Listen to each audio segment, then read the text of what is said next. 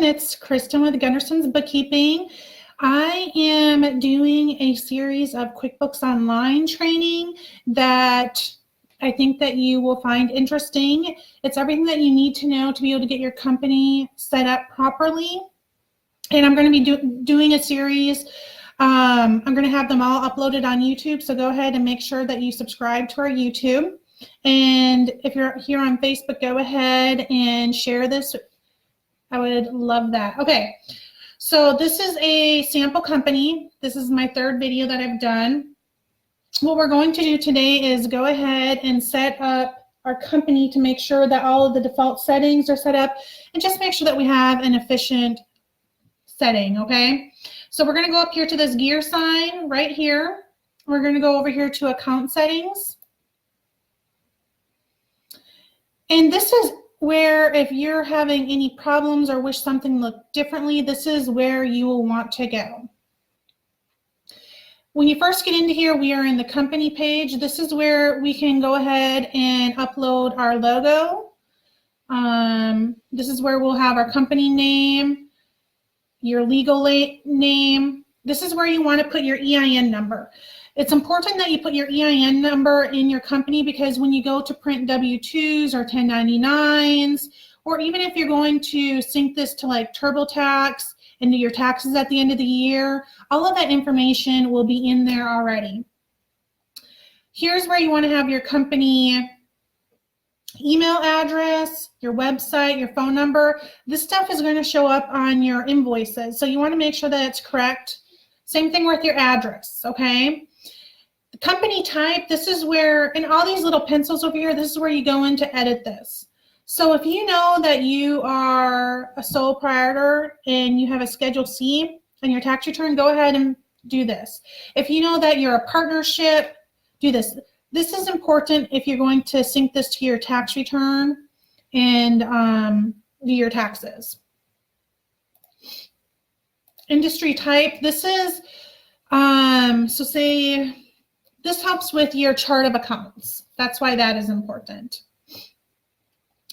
And then if you do not like to get tons of emails, this is where you go to change your marketing preferences with QuickBooks on what they send you, okay? Next, I'm going to send you over to the sales tab. And here is where you go if you want to change how your invoices look to your customers. So in here we can go customize look and feel.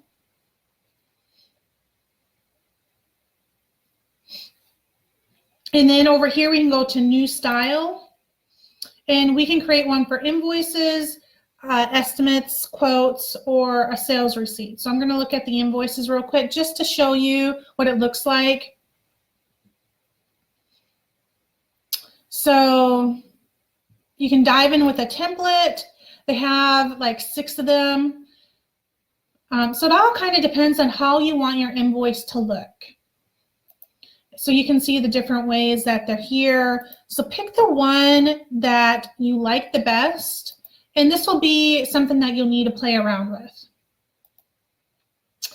Here's where we could add our logo again. Say we wanted to change our colors. Say our color scheme is like this green or this turquoise or even the orange, or hey, maroon, burgundy.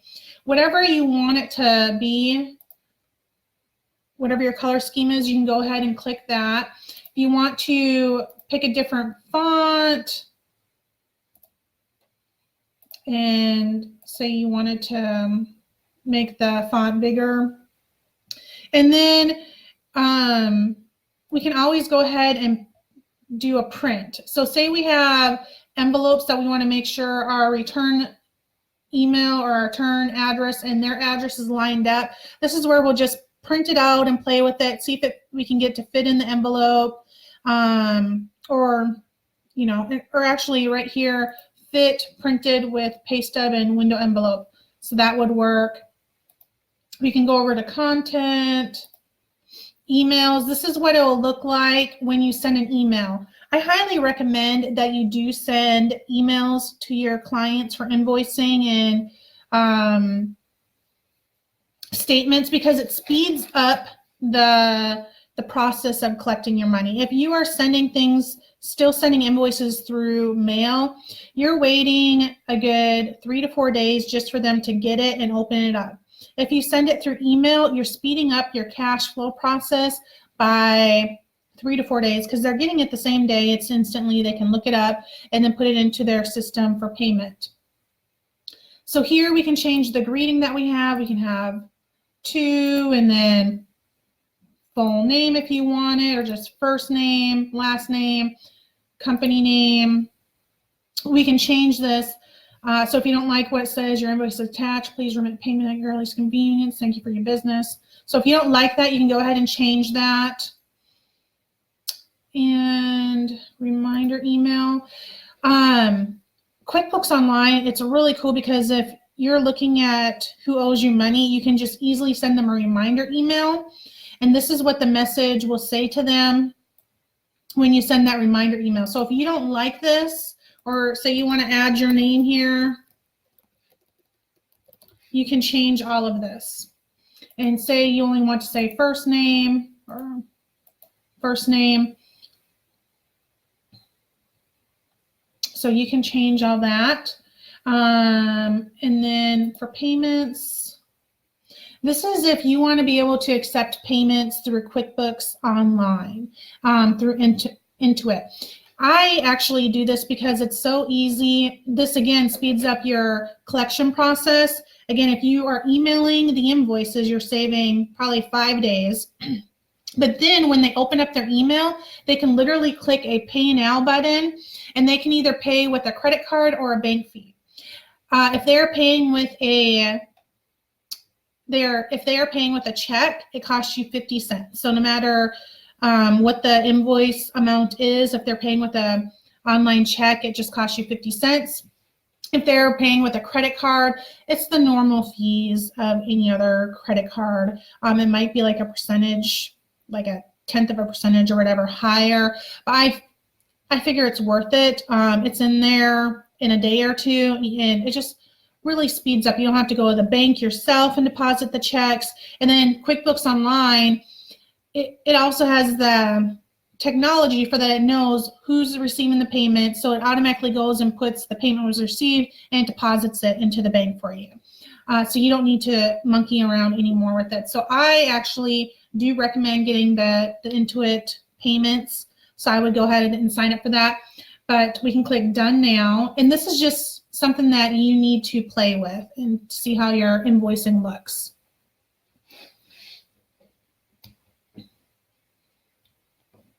Okay, so I'm going to go back to the gear sign to account settings.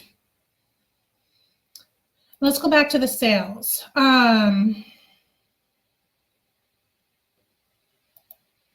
So this next section right here, we were up here in the customize. So let's click the edit button here. Your preferred invoice terms. I would say do a net 10 or a net 15. I do a net 10 on all of my stuff. Just means that you're going to get your money faster. The preferred delivery method, if you don't know what any of these things are, you can click this question mark here and it will tell you what it is. But this is if you are going to print them later. So you're going to print them, mail them. You can print them all at the same time, or if you're going to email them, I prefer the send later. If you do shipping, you can turn that on. Custom fields. So this is like, this is for something that you want to track within your company. So this could be like salesperson. And then if you don't want the public to see it, if you just want to be able to run a report internally, you can click the public and they won't see it on their end, but you will see it on your end. But when they get it emailed or printed off, it won't show up. Custom transaction numbers.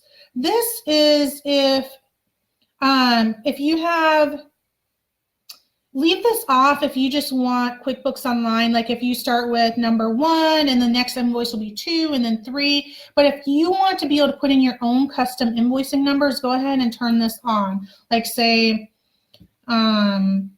you, for some reason you're not using the technology and you still have, you still handwrite invoices and the invoice numbers on there and you want to keep that same invoice number, then that's when we want to turn this on.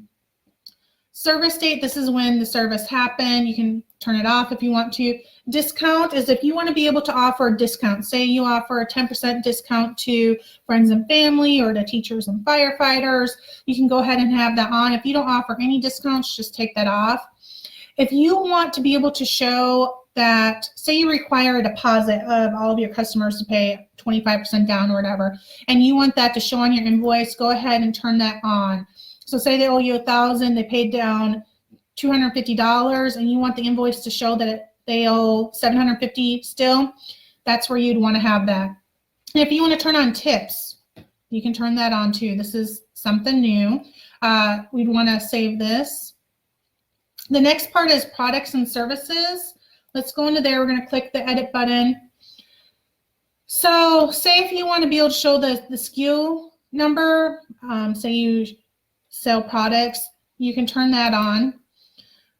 Pricing rules, I actually do not know what that is. Track quantity and price rate and inventory. So this would be more like if you have a lot of products and you want to be able to show the price per quantity, and if you want to be able to keep track of inventory. If you don't have inventory, don't need to keep track of that, you can go ahead and turn that off. Progressive invoicing. This is really great for construction workers. So that would be like, you know, during a construction process, you have the whole invoice, say it's $20,000, and they need to pay for half of it up front, and then the other 25% when it's 3/4 the way due. So this is, you'd want to be able to click that for progressive invoicing. Here's messages. So this is kind of the same place, like if you wanted to change what it says when you're emailing out the invoices, or if you want to be able to carbon copy yourself in for all of the invoices to make sure that they got it or that it got sent to them, you can actually have yourself carbon copied in everything. And then the sales form, you can create a different default message. Oh, okay. So like if I want to do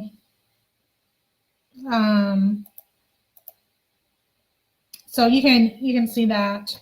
So we'll go ahead and click save. Reminders. So this is if you want to send a reminder invoice that the invoice is past due. This is what it'll say. Just a reminder that we haven't received your payment. Or if you want to say something else, this is where you can go ahead and put it. Pay now, or we will put your account on hold. So this will show up every single time that you send out a reminder. And you can change that to whatever you want to. Online delivery. So this is how you want it to look when it's sent to them. You can either have it plain text, or you can have it where they can see the online invoice or the HTML. You can have the PDF attached. You can have the full details or just a short summary of the details. So whatever you want to, go ahead and save that.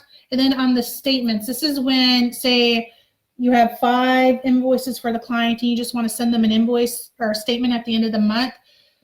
So this is how the statements can be. So they'll have each single invoice listed on a single line, or we can have the transactions for all of the details in there. So I would probably just do a single transaction. And again, if you don't know what these mean, we always have these question marks that you can just click into it and it'll explain it.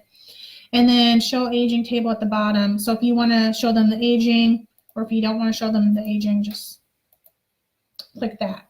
Okay, so now for expenses. So this is if you want to do bills and have purchase orders. Show item table expenses, purchase on.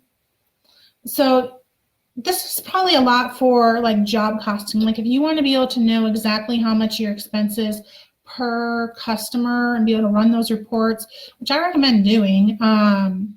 It's really informational to make sure that you're charging enough per client, per project. Then if you have to charge sales tax, this is where you'd do the sales tax. If you want to have a standard net due for all of them, all of the invoices, or actually this is bills. So if you have, and most places don't have, a lot of them are net 30, but this is if you want to have a default setting, and you do not have to have a default setting. Purchase orders, if you want to be able to do purchase orders, this is where you turn that on. And if they need a purchase order emailed to them, back to them, this is where you would put what it says when you're emailing that. Okay, so now for the advanced one, this is the last one in this section. This is your accounting cycle, okay? So most people, they start off their fiscal year in January. There are some companies who say, like schools, they probably start their fiscal year in August or September. So whenever your fiscal year starts, this is where we want to have it. Like I said, the majority of people will be in January. Same as fiscal year. Okay, so accounting method. We get to choose from accrual or cash. I recommend most companies start off with cash because this is, unless you're making like $1 million a year, you are going to be doing everything off a cash basis. The difference between cash and accrual is cash basis is when you receive the money, that is when you claim the income. When you pay the expense, that is when you claim the expense. For accrual basis, when you invoice your clients, that is when you claim the revenue. So say you invoice them in November of 2019, but they don't pay you until January of 2020. Accrual basis, you are going to be claiming that revenue in November of 2019. Okay, same thing for expenses. And then like if you were a cash basis, you would claim that income when it came in January of 2020. For expenses, say you receive the bill today and it, they mailed it out 5 days ago, so it's October of 2019, but it's not due for 30 days. So you're going to pay it in 30 days. However, if you're accrual, you claim the expense in the month that it happened, so October of 2019. Even though you're going to pay it next month, you still claim the expense in October. If you were cash basis, even though you got the bill this month, but you're not going to pay it till next month, you're going to claim that expense in November or heck, January when you have the funds to pay for it. So that is the difference between accrual and cash basis. And then closing the books. This is another thing I highly recommend doing, especially once the year is done. So we should have the closed books through at least 12/31/2018. And then if you pay like sales tax and the books are done through January 30th, or not January 30th, September 30th, 2019, we will put September 30th, 2019, because we don't want anything to change after we close the books. However, QuickBooks is very forgiving, so it will allow for changes with a warning, or if you don't want to have any changes done, so it makes you think twice, and then you can enter in a password to be able to okay, you'll get a reminder that you're changing something during the period that it's closed, but if you put in a password, you can still make that change. Company type,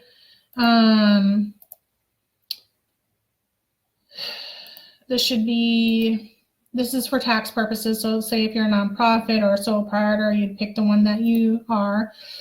A chart of accounts. So if you like to have numbers, so say your income is $4,000, and so if you want to have account numbers, if you're really good with numbers, you can go ahead and enable this. And then all of your account numbers, you can put them in by number or by type it in, like say you have mileage that you need to reimburse. You can put in, the number that's tied to it, which might be like 6,700, or you can just type in mileage. And then these numbers will also show up on the profit and loss and the balance sheet when you print them. Tips account.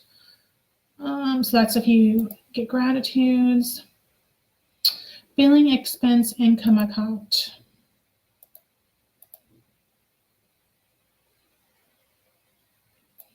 I don't think I've never used the billing expense account, but whatever. Okay, so tracking classes and locations. So say you have 2 locations and you want to be able to track by location. So say you have utilities that are paid at your main office and then the second location. If you want to know like what's for each of them, this is where you can go ahead and track by location or store, division, property, whatever.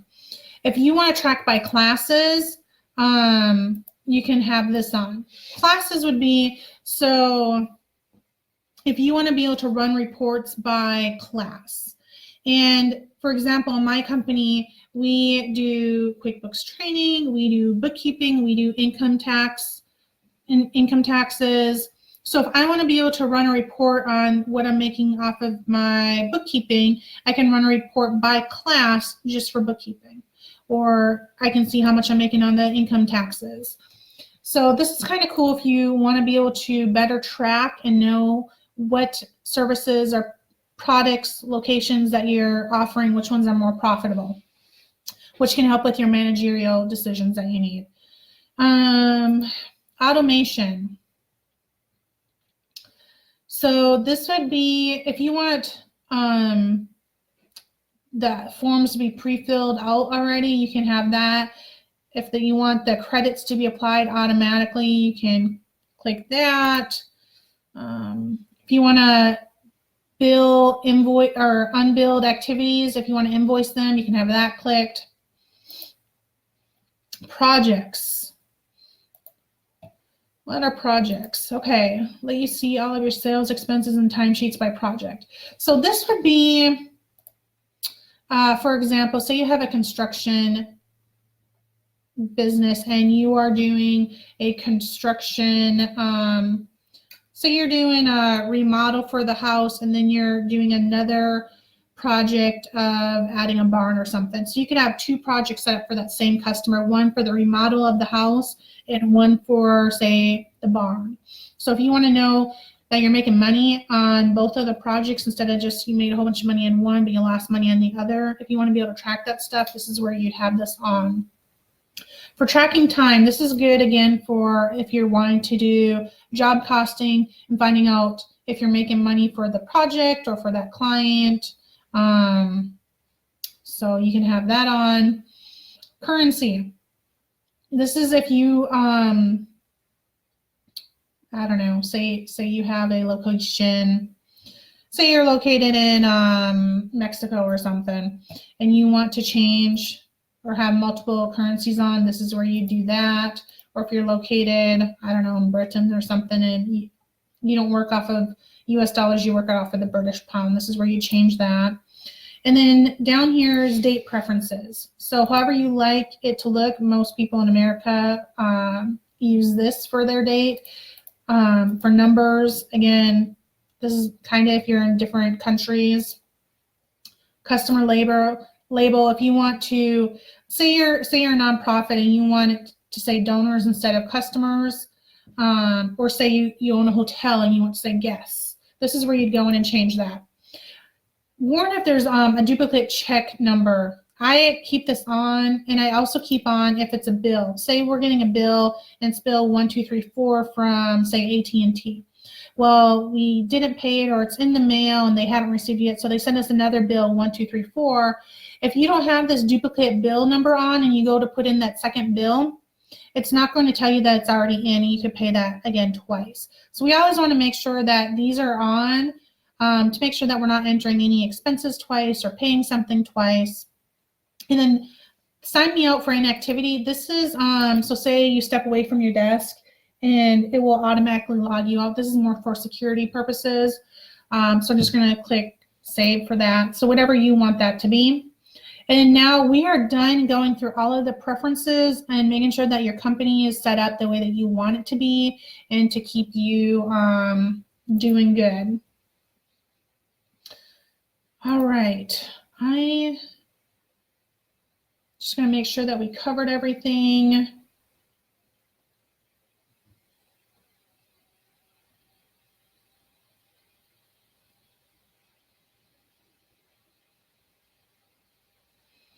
Okay, one thing that I'll mention is the bookkeeper is vital to the success of your business. A lot of small business owners, they wear a whole bunch of hats. You need to be the finisher, the implementer, and the visionary. All of them are really important.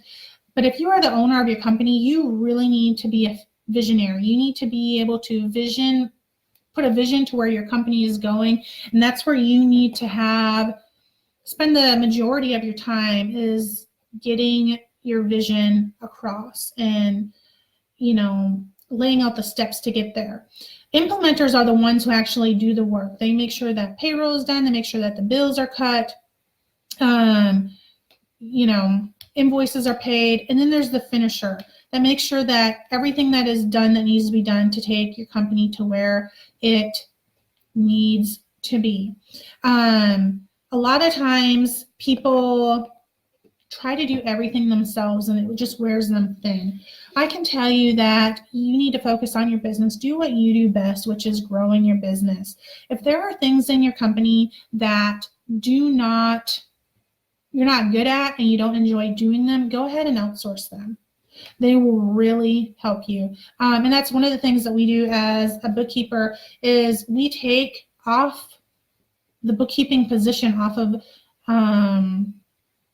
business owners. That allows them, we take care of the invoicing, paying the bills for them, making sure their bank's reconciled, they have money in the bank, collections, doing the credit card statements and stuff like that. So it really takes a load off of the business owner so that they can focus just on getting more sales and growing their business. So that's just one thing that I want you all to realize is you need to outsource things until you can hire an in-house bookkeeper to do all this for you.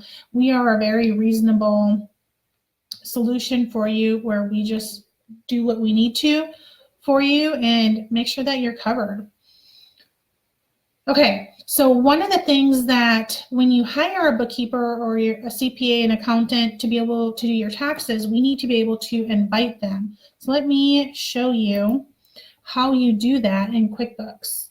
So there's the gear sign again and manage users. This is another great thing about QuickBooks Online is that you can use it from your phone, your desktop, your laptop, your tablet. As long as you have the internet, you can access your bookkeeping. Another great thing is that we can go ahead and invite your accountant, your CPA person, your bookkeeper. You put in their email address right here and invite them, and then they will have access to your bookkeeping, your books also. And what's really great about that is say you know that you just screwed up something, you've been doing this on your own and you entered in an invoice or there's something that you know that you just screwed up. All you have to do is send your bookkeeper an email saying, hey, say one of the checks bounced. You deposited 3 checks and one of them bounced and you don't know how to take care of it. All you need to do is pick up the phone or email your accountant and be like, hey, this check number bounced. I'm going ahead to put it in again. Can you make sure that's correct in the system? And your bookkeeper will be able to take care of that for you. That is a really great thing about QuickBooks Online and why I don't even recommend having desktop anymore. And then another thing that you can do is not only can you invite your accountant, but say you hired a receptionist or something or a salesperson and you want to add that person. So we just click here to add user. We can make them a standard user. We can make them company admin. I would recommend you staying the admin. But say we want to add this user. We can also limit what they get access to. So say we just want them to be able to have access to all the customers. This will show you what they get access to. So say they just need to be able to enter in invoices and receive payments. They can do all that. Or say if you want to go ahead and hire a accounts payable person, give them access to the vendors. They'll be able to enter in the bills, cut checks, do pay bills, anything that would be related to an accounts payable position. This is where we can do. And then we do next. No, we're not going to let them submit their own timesheets. Do you want them to be able to add editor users? No, only you should be able to do that. Do you want them to be able to edit your company info? No, only you should be able to do that. Do you want to be able to let them manage users? No. And this is where you enter in their name and their email address, and then they will be sent an email to click accept, and then they won't have access to everything. They'll only have access to what you give them. Let's go ahead and see what else. Okay. Chart of accounts. So chart of accounts is, think of it as a filing system. So yeah, think of it as a filing system. It shows where all your balance sheet and your profit and loss. So how you have things listed on your chart of accounts, that is how it's going to show up on your balance sheet and your profit and loss for reports.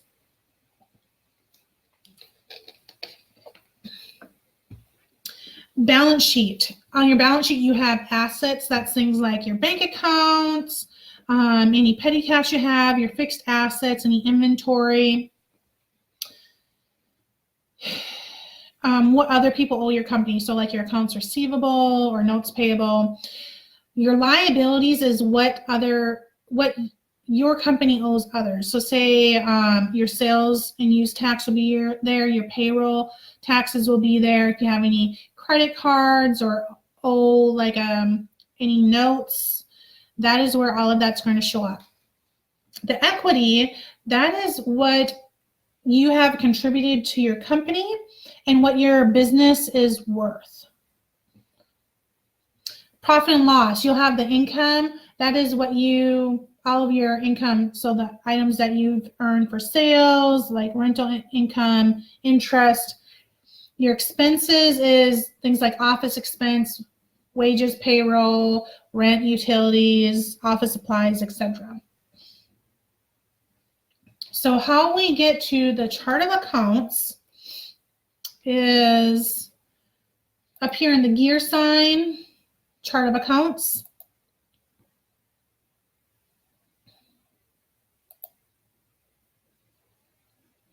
And then if we wanted to have the numbers, like if we click the thing for the numbers would also show up here. It shows you, it starts off with how things will show up starting on the balance sheet. So you have things in the bank account, your current assets, your fixed assets, then goes down to what you owe people, your liabilities, and then your expenses, your equity, and your income and expenses.